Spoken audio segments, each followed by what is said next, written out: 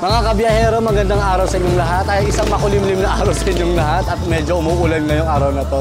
Pero hindi tayo papapigil at dito pa rin tayo. Itutuloy pa rin natin ang ating mga pagbiyahe at pagtikim sa iba't ibang pagkain dito sa Metro Manila. At andito na tayo, habang may hinihintay kasi tayo na isang dapat nating i-feature, talagang nagugutom na kami. Nagugutom na, specifically ako. So kaya nandito ako ngayon at dumalaw muna tayo dito sa tindahan ni ate, ang Jolly Jellicious. Ayan. So ano ba mo ate? Ako po si Ate Jeanette. Jeanette. Opo. Ayan, si Ate Jeanette. Si Ate Jeanette ay taga dito po kayo sa Dagubantay. Ito is ano ng anak ko, yung Jolly. Ano yun, bali Jabel at saka Rosalie. Kaya Jolly. Dalawa po yung anak mo? Hindi, magjowa sila. Magjowa sila. Sa ano po niya? Sa ano po niya yung... Mix name nila. Okay. So, yes. Gano'n na po katagal tong stall niyo? Ano pa, November lang sila nag-start. Nung 2022? Ito, last year. So ngayon, patuloy pa? 1 year na sila sa November. Nung nagsimula po ba kayo, ito agad? Or... ito agad yun, siya. Siya agad may siomai, fried noodles. So gusto mo gawa kita ng gawa tayo. Sige nga po, kasi marami silang iba't ibang food dito. So merong siomai, merong fried noodles, merong pang lumpia. Yes, anong lumpia po ito? David's siya yung ano ba siya, gulay or yung Shanghai? Shanghai, lumpiang Shanghai. So ang ating ito yung mga available food ni ate. So yung mga talaga yung mga to go, yung mga mabilisan na pagkain, talaga pwede kayong dumaan dito kay ate. Nandito siya available siya dito sa gilid lang. Nandito lang din kami sa Bukidnon. Bukidnon Street, Dagubantay. Katabi ng Masculados Fitness Gym. So sa lahat ng mga nag-gym sa Masculados, pag medyo nagutom kayo ng konti, pwede kayong tumikim dito sa tapat lang ninyo. Meron ng siumayan. So makakaboost ulit kayo makakakuha ulit kayo ng bagong energy. So, ngayon titignan mo habang ginagawa niya ate yung fried siomai, yung fried noodles. Umorder muna ako ng kanilang siomai. Ano po ba ito? May supplier po kayo o homemade po ba yung siomai? May supplier po kayo. May supplier po kayo. So, ito ay beef siomai, tsaka dumplings. Kasi naubos na yung beef kasi inubos na nung mga naunang kumain sa amin. So, may natira lang na tatlo. So, kinuha ko ng tatlo at may isa pa na kailangan pa lang isa. So, kumuha ako ng dumplings. Kasi ito naman yung pork. Pero dahil order to ni Tonyo, sa kanya yan, hindi sa akin. So, tingnan muna natin. Kasi gutom na talaga ako. Kaya, alam niyo naman ngayon, tagulan. So, okay din yung mga ganito, yung mga mabilisan lang.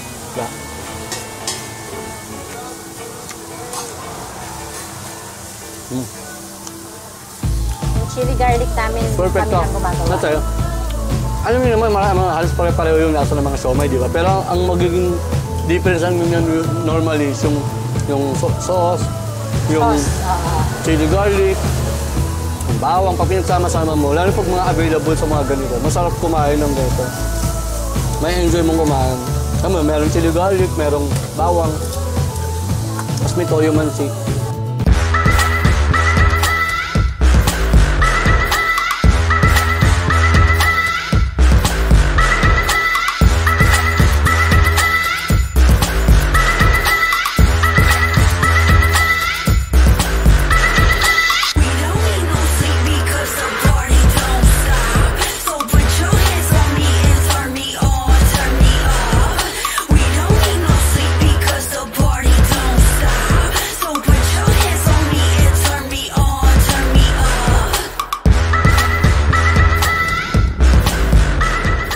Everyday po kayo nagbubukas? Everyday po kami nakabukas. Mga anong oras po?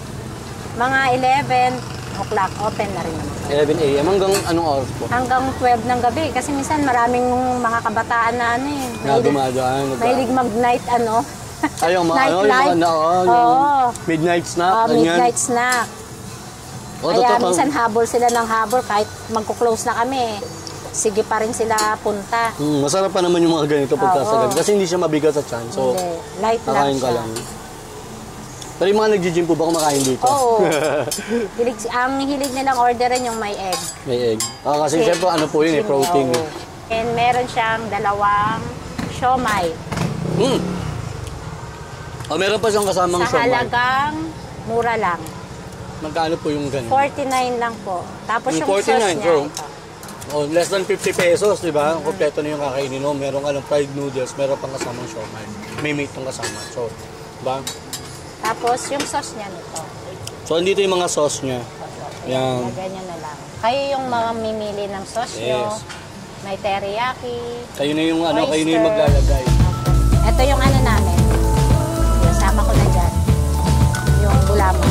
Wala man. Ano yan?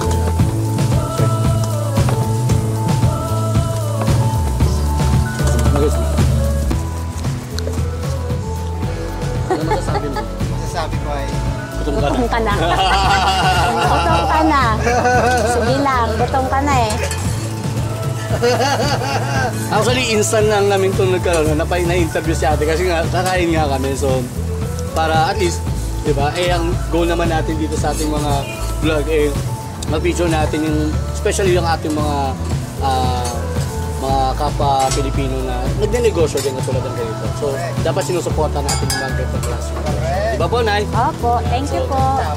Kaya, syempre, dahil nandito na rin lang tayo at kumain tayo ng parinda ni ate. So,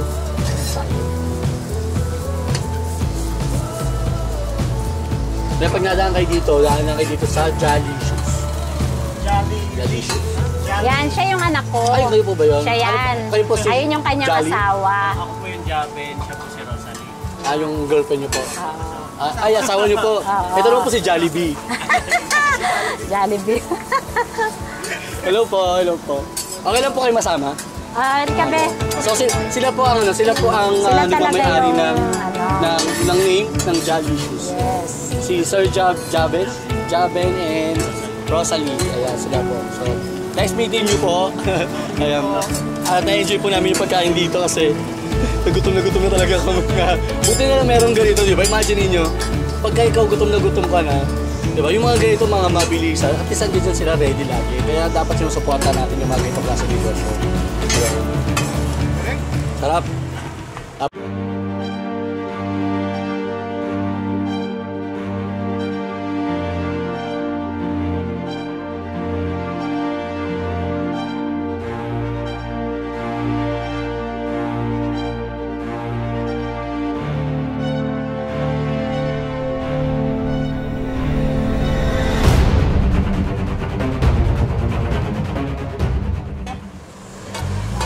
ayun, titikman naman natin itong fried noodles.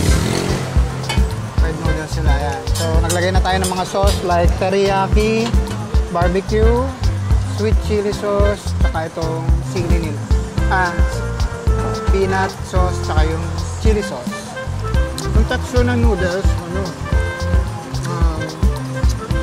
malambot yung texture. Sa mga stir-fried noodles kasi iba-iba yung klase ng noodles. Dito napaka-payat eh, no? Napaka thin noodles siya, no? Yung iba naman natitigman ko kasi matataba. Iba naman flat. First time ba? Parang ito yata yung pinakamanipis na natikman ko.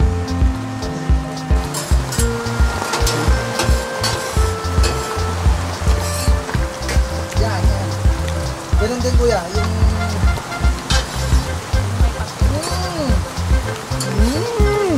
Ganun? Sige ba, isa pa sa musik. Yung audio habol. Audio? Sarap! Yan lang. Sarap. Okay na.